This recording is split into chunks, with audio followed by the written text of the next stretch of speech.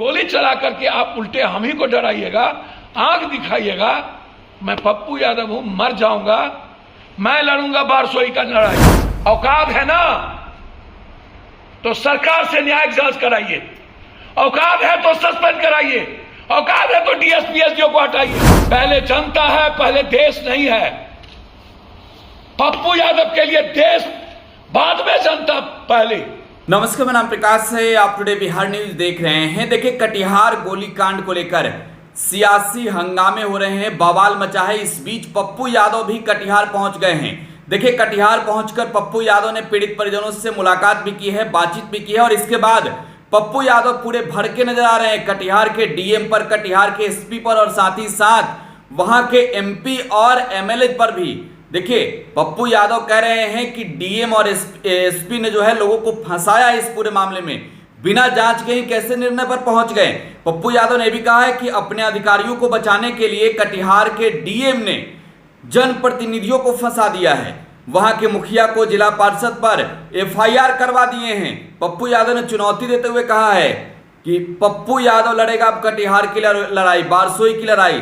दम है तो डीएम एसपी रोक के दिखा दे। जरा सुनिए पप्पू यादव। आपने इस तीनों को आपने नकार दिया और आपने यह कह दिया कि लौट के जा रहे थे तब सोनू को गोली मारी गई। अब आप समझिए, पहले आप कहते हैं कि गोली चली, गोली लगी, कार्रवाई होगी, फिर 3 दिन के बाद आप उस फुटेज को ले आते हैं जहां पर कोई दंगा, कोई हमला, कोई पब्लिक का कोई पत्थर नहीं चले, कोई हंगामा नहीं हुआ। फिर आप उस लड़के के हाथ में जब कुछ नहीं था उस लड़के को आप दिखा रहे हैं। तीसरी ऐसी कौन सी मैग्नम की गोली थी जो हाथी और बड़े बड़े पहाड़ को चीर देता है? क्या वह लड़का मैग्नम राइफल लेकर के आया था कि एक व्यक्ति को मारा तो दूसरे व्यक्ति को भी गोली लग गई? जबकि जिस व्यक्ति को आप कह रहे हैं कि नियाज को गोली लगी, सिल्लीगुड़ी में उस नियाज के भीतर से गोली निकाली गई। तो फिर मेरा सवाल सीधा है कि डीएम साहब, आप पर मेरा कोई सवाल नहीं है, आप बहुत बाखूबी अपने पदाधिकारी को बचाने का अच्छा प्रयास किए हैं और कोई भी आदमी अपने सबऑर्डिनेट को बचाने में बहादुरी दिखाती है। लेकिन डीएम साहब, हम दोनों आदमी जनता के लिए, हम दोनों आदमी नौकर हैं, सेवक हैं, पब्लिक रिप्रेजेंटेटिव है, जनता के नौकर, जनता के सेवक। आप हैं गवर्नमेंट सर्वेंट, आप हैं सरकार के नौकर। और जब गलतियां हुई तो वो उसको सस्पेंड करने में आपको हिम्मत नहीं दिखाई, आपने उसको तत्कालीन वहां से हटाने की हिम्मत नहीं दिखाई, आपने उसको कार्रवाई नहीं दिखाई, आप पब्लिक पर कार्रवाई। आप यहां पोस्टमार्टम रिपोर्ट में बिना परिजन के, खुर्शीद के परिजन के आपने कैसे करा दिया पोस्टमार्टम? ये कौन से राइट थे, कौन से कानून थे और मजिस्ट्रेट क्यों नहीं थी? मुद्दे भी आप, मुदाले भी आप थाना प्रभारी आपके केस किए, मुद्दे भी वही, मुदाले भी वही। किसी पब्लिक के डोमेन से केस नहीं हुआ, किसी पब्लिक के गवाह पर केस नहीं हुआ।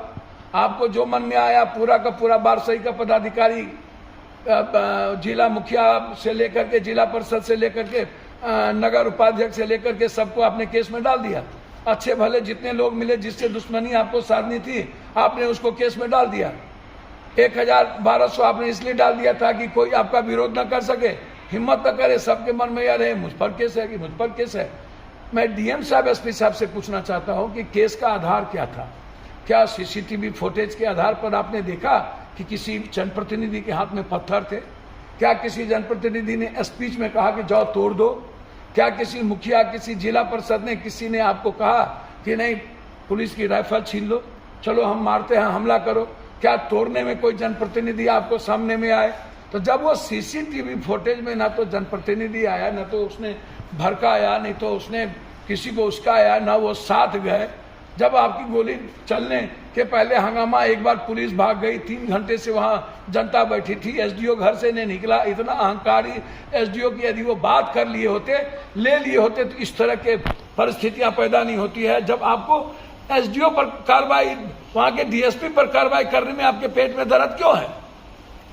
क्यों बचाना चाहते हैं?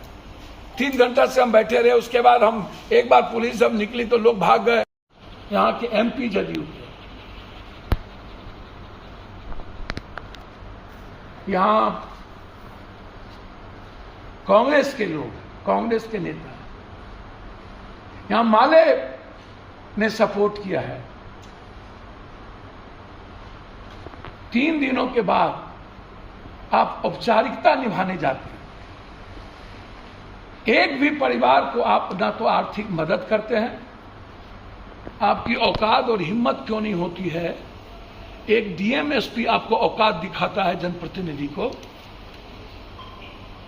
डीएमएसपी भी हमारे जनता के लिए है और हमारे एमएलए एमपी मंत्री भी जनता के लिए है, मुख्यमंत्री भी जनता के लिए।